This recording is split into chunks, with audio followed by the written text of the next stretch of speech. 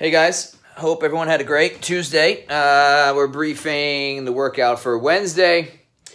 What we're dealing with on Wednesday is really more like a little strength training session is the way this is designed. Not something to be blitzed through at a frantic pace, but really good quality movement and repetitions.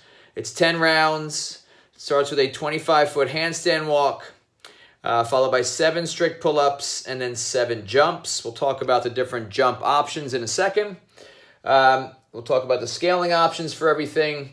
So 10 times through, chip away at it. Let's talk about some of the different modifications potentially that you can utilize for the workout. For the handstand walk, first of all, if you cannot walk on your hands or you don't have the space to do it, you can substitute a 30-second handstand hold.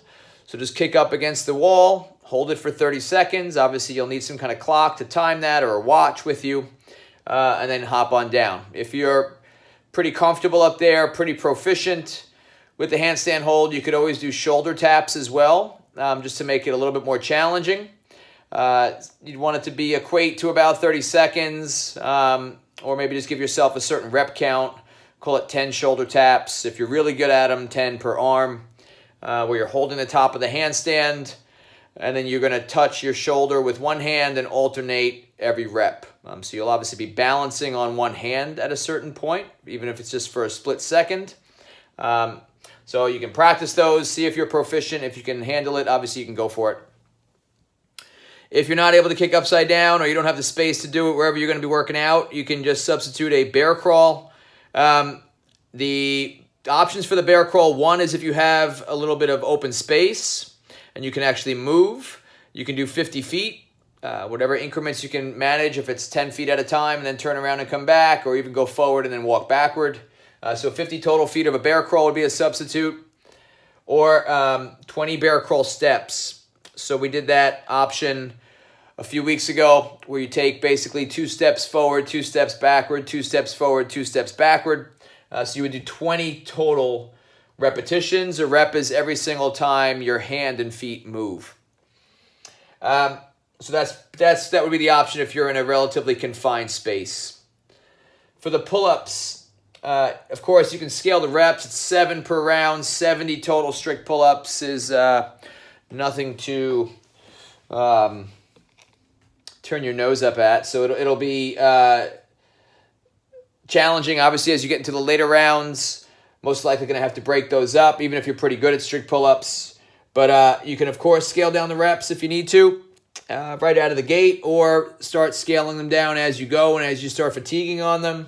But again, this isn't meant to be fast, so if you can manage all the reps and it's going to take you a long time to do it, that's okay. I'd rather you get all the reps in, even if it takes quite a bit of time to make that happen. If you can't... If you don't have the option to do pull-ups, you can't do them, you don't have a pull-up bar, you can do table pull-ups like we've shown in the past, or the pull forwards on the floor, which if you haven't done them, they're harder, certainly, harder than they look. The jumps, so the 3 options that I propose here, which I suppose it's not the only options in terms of jumping, but the first is a box jump. If you have a box, you can hop up on there. And I would challenge yourself to try to jump up on the highest height possible that you can safely jump on. And I would also encourage you to step down off the box every rep. Broad jump, so basically you're going to jump as far out in front of you as possible, land nice and soft. You can, if you have space, just jump again or turn around and just jump back to where you started. The key to the broad jump is, of course, jumping as far as possible, but also landing as softly as possible in a quarter squat. So make sure that you do jump as far as you can, but it's within control. And then a tuck jump, so jump up in the air, pull your knees up to your chest, to your stomach, basically, like at least try to break hip height with the knees, and then again, land softly, absorb the landing when your feet come back to the ground. I'll demonstrate the tuck jump when we get going here.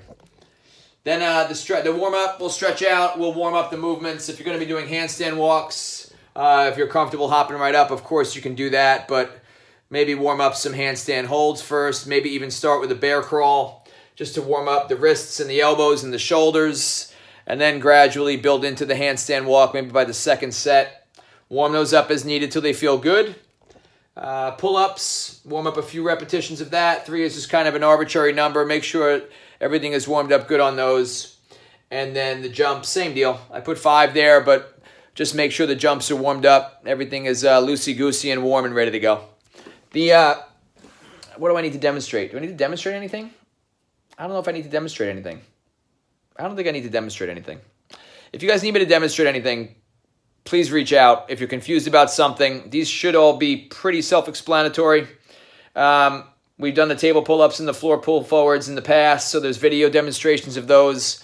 I'll put those up in the workout description. I'll put an example of a broad jump and a tuck jump in the workout description. It'll be humiliating to try to demonstrate that here in my little office. And I think that's it. Yeah, so any questions, guys, feel free to reach out. We'll have classes tomorrow, 7, 9, CrossFit, and 6 p.m., 8 a.m. and 10 a.m. boot camp.